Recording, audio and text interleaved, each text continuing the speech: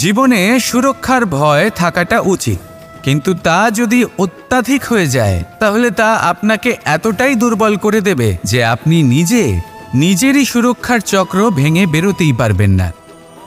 যদি আপনি নবনির্মাণ করতে চান তাহলে আপনাকে নিজের এই সুরক্ষা কবচ ভেঙে বেরোতেই হবে, সাহসের সাথে পরিশ্রম করতে হবে। আর যদি আপনি এটা করতে পারেন তাহলে আপনার উড়ান কেউ আটকাতে পারবে না। সংসারে দুই ধরনের পথ হয়, উচিত পথ আর অনুচিত পথ। একটা শুভর দিকে নিয়ে যায় আর একটা অশুভর দিকে নিয়ে যায়। অনেক সময় অজ্ঞানতাবশত জীবনে আমরা সেই পথ নির্বাচন করে নিই যা আসলে অনুচিত, তারপর নিজেকে আশ্বস্তও করে ফেলি যে এই পথেই চলতে হবে, এখান থেকে ফেরার পথ নেই। কিন্তু যদি সত্যি বলি তাহলে এটা শুধুই আপনার ভ্রম। আপনার মধ্যে শুধুমাত্র একটু দৃঢ়তার অভাব আছে, তা জাগ্রত করুন আর বাড়িয়ে তুলুন।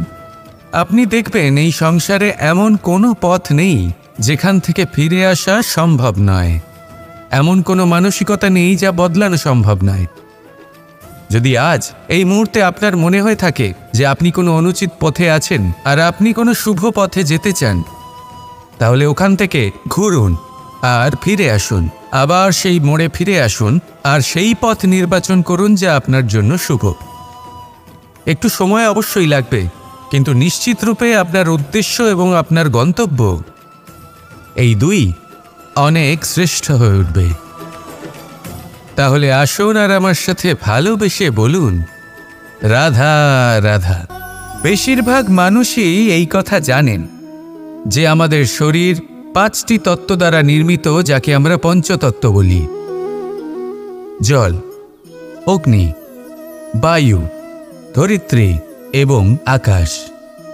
এবার এই কথা আমরা সকলে জানি, কিন্তু এগুলোর সাথে কিছু গুণ জড়িয়ে রয়েছে যেগুলো আমরা দেখতে পাই না। যদি এই গুণগুলি আমরা আত্মসাৎ করতে শিখে যাই তাহলে সাক্ষাৎ পরমেশ্বরের দর্শন আমরা পেতে পারি। যদি কথা বলি প্রথম তত্ত্বের, জলের কথা, জল যা প্রত্যেক জ্বলনকে শীতলতা প্রদান করে। এই জলকে দেখুন, যা শুধু প্রবাহিত হতে জানে, থামতে জানে না। জল পাথরের সাথে সংঘর্ষ করতে জানে, যার পথে অনেক বাধা আসে, কিন্তু সে প্রবাহিত হতে থাকে। নিরাকার হলো এই জল, যে কোনো পাত্রেই রাখুন না কেন তার আকার ধারণ করে নেবে। এটাই হলো এর বিশেষত্ব এবং এটাই হলো আমাদের শিক্ষা। কিভাবে প্রবাহমান থাকতে হবে, কিভাবে আমাদের থামলে চলবে না, তাতে আমাদের পথের মধ্যে যতই যেরকমই সমস্যা আসুক না কেন, আমাদের এই জলের মতোই নিরাকার হয়ে যে কোনো পরিস্থিতিতেই প্রবাহমান থাকতে হবে। এই শিক্ষাই জলের থেকে লাভ করুন আর আমার সাথে ভালোবেসে বলুন, রাধা রাধা। এই জীবনে আমাদের দুজন সঙ্গী, এক হলো অন্ধকার আর এক হলো প্রকাশ। এবার যখন এই অন্ধকারে আমরা প্রদীপ জ্বালাই, সেই প্রকাশের জন্য অন্ধকার আমাদের ওপর রুষ্ট হয়ে চলে যায়। এবার যদি অন্ধকারকে খুশি করতে যাও তাহলে প্রকাশ আমাদের ওপর রুষ্ট হয়ে চলে যায়। এ হলো ঠিক সেই পরিস্থিতি যে আমাদের দুই বন্ধু, তাদের মধ্যে সদ্ভাব নেই। যদি কোনো একজনের মান ভাঙাতে বা খুশি করতে যাও তাহলে দ্বিতীয়জন অবশ্যই রুষ্ট হয়। সেই অবস্থায় আপনাকে বোঝদারের মতো কাজ করতে হবে যে কখন কাকে সমর্থন করতে হবে, কখন কার সাথে চলতে হবে। যদি পারেন তাহলে সকলকে একসাথে নিয়ে চলবেন। যদি কোনো মানুষের মধ্যে বনিবনা না হয় তাহলে তাদের মধ্যে সামঞ্জস্য বজায় রেখে সংসারের রীতিনীতির চক্র চালিত করা, এটাই তো হলো মনুষ্য জীবন। এবার এটা কিভাবে করা সম্ভব? শুধুমাত্র প্রেমের দ্বারা। তাহলে এইভাবেই সবাইকে প্রেমের দ্বারা বেঁধে রাখুন আর আমার সাথে ভালোবেসে বলুন, রাধা রাধা। এই সংসারে সবাই বলেন আমি অর্জুনের মতো হয়ে উঠতে চাই। সবাই চায় যে তারাও যেন অর্জুনের মতো গান্ডীব লাভ করে। তারাও চায় যে তাদেরকেও মহাদেব এসে পশুপতি অস্ত্র দান করবেন। তারাও এটাই চায় মহাভারতের মতো মহাসংগ্রামে বিজয়ী হতে। কিন্তু সবাই ভুলে যান যে অর্জুন যা হতে পেরেছিলেন সবকিছুই অর্জন করেছিলেন। যদি আপনিও অর্জুনের মতো গান্ডীব লাভ করতে চান, তবে আপনাকেও তার মতোই শ্রেষ্ঠ কাঠ নির্বাচন করতে হবে। সেই কর্ম আপনাকেই করতে হবে। তার প্রত্যঞ্চা যাতে তীব্র হয়, তার জন্য আপনাকে সর্বশ্রেষ্ঠ দড়ি খুঁজে বের করতে হবে।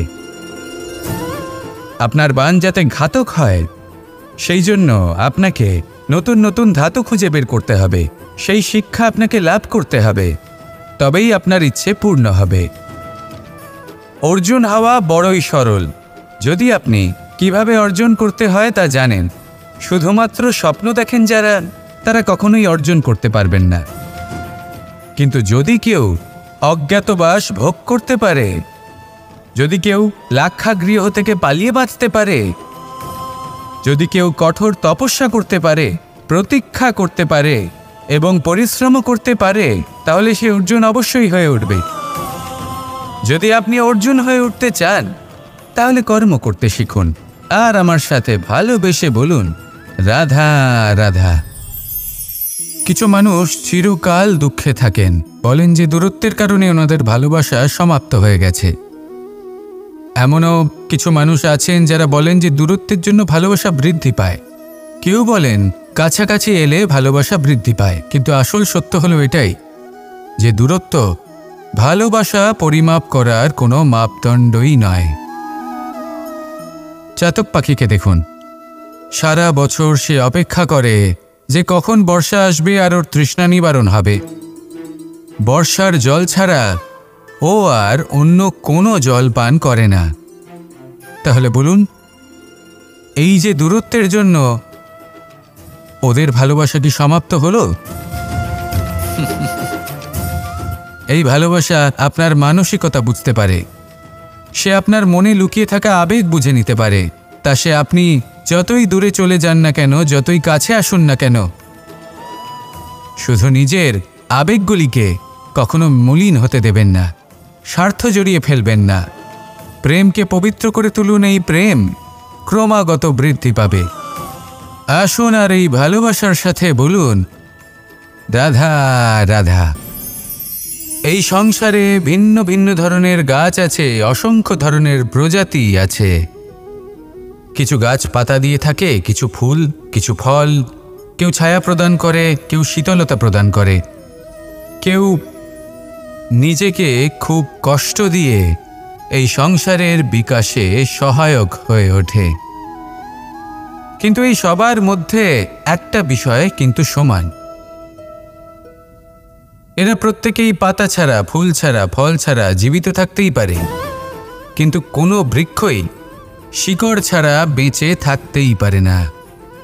এটাই হলো রাধার। ঠিক সেইভাবেই আমাদের জীবনে শক্তি হোক, ধন হোক বা সাফল্য হোক, আমাদের পরিবারের প্রসন্নতাই হোক, এই সব কিছুর আধার হলো, সব কিছুর মূল হলো পরিশ্রম। তাই জীবনে চিরকাল পরিশ্রম করতে থাকুন। যদি আপনি জীবনে মহান হবার পথে অগ্রসর হতে চান, তাহলে পরিশ্রম করুন। এই পরিশ্রম দ্বারাই নিজের পরিবারকে প্রসন্ন করুন, নিজের বন্ধুদের প্রসন্ন করুন, এই সমাজকে গর্বিত করুন। আসুন আমার সাথে ভালোবেসে বলুন, রাধা রাধা। এই সংসারে 3 ধরনের আবেগ অত্যন্ত গুরুত্বপূর্ণ, যা প্রত্যেক মানুষের জীবনে থাকে। প্রথমটা হলো আনন্দ, যা আমরা সবাই লাভ করতে চাই। দ্বিতীয় হলো ক্রোধ। এটা তখনই আসে যখন আমরা আমাদের উপর নিয়ন্ত্রণ হারাই বা কোনো পরিস্থিতি আমাদের প্রতিকূল হয়ে থাকে। তৃতীয় হলো দুঃখ। এই দুঃখ তখনই আসে যখন কোনো একটা পরিস্থিতি আমাদের মনের মতো হয় না, বা আমাদের প্রিয়জন আমাদের বুঝতে পারেন না। আমরা অমূল্য কিছু হারিয়ে ফেলি, তখন এই দুঃখ আমাদের হৃদয়ে আশ্রয় নেয়। এই 3 আবেগ হলো এমন যে আমাদের জীবনে আসতে এবং যেতে থাকবে। কিন্তু এই 3টি আবেগের বিষয়ে কোন কথাটা মনে রাখতে হবে সেটা শুনুন। যখনই আপনি আনন্দে থাকবেন, প্রতিশ্রুতি দেবেন না। কারণ যখন মানুষ আনন্দে থাকেন, তখন তিনি নিজের বিবেক বোধ হারিয়ে ফেলেন। দ্বিতীয়ত, যখনই আপনি ক্রুদ্ধ হবেন, উত্তর দেবেন না। কারণ ক্রোধের বশে যে উত্তরই দেবেন সেটা শুভ হবে না। তৃতীয়ত, যখনই আপনি দুঃখী থাকবেন, কোনো সিদ্ধান্ত নেবেন না। তখন নিজের মনের ওপর, নিজের কর্মের ওপর, নিজের ওপর নিয়ন্ত্রণ রাখতে চেষ্টা করুন। যদি এই 3টি আবেগের ক্ষেত্রে এই জিনিসগুলো মনে রাখেন, তাহলে জীবনে কখনো আক্ষেপ করবেন না। আসুন আমার সাথে ভালোবেসে বলুন, রাধা রাধা।